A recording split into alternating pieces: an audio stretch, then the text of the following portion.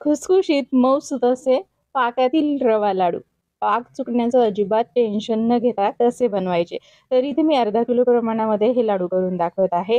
त्यासाठी मी इथे अर्धा किलोसाठी 350 ग्राम साखर घेतली. साखरेचे अर्धं पाणी घेऊन साखर भिजत ठेवायची आहे रवा भाजेपर्यंत. तर इथे पाऊण कप तूप घेतलंय, त्यापैकी पाव कप तूप कढईमध्ये घालायचंय आणि अर्धा किलो रवा घेतलाय, बारीक रवा घेतलेला आहे. 5 मिनिटं भाजला की परत पाव कप तूप घालून आता हा रवा चांगला खमंग भाजून घ्यायचा आहे. 15 मिनिटं रवा भाजल्यानंतर त्यामध्ये सुकामेवा घालून परत 2 मिनिटं भाजून घेतला. 17 मिनिटं रवा भाजलेला आहे. छान गुलाबी रंगावर रवा भाजल्यानंतर पाक तयार करायला घ्यायचा. अशा पद्धतीने साखर आधी भिजवली की पाक लवकर तयार होतो. अगदी 4 मिनिटात पाक तयार झाला. पाक तयार झाल्यानंतर त्यामध्ये तूप घालून गॅस बंद करायचा. हा गरम पाक रव्यामध्ये घालून व्यवस्थित मिक्स करायचं. अशा पद्धतीचं पातळ मिश्रण तयार झालं पाहिजे.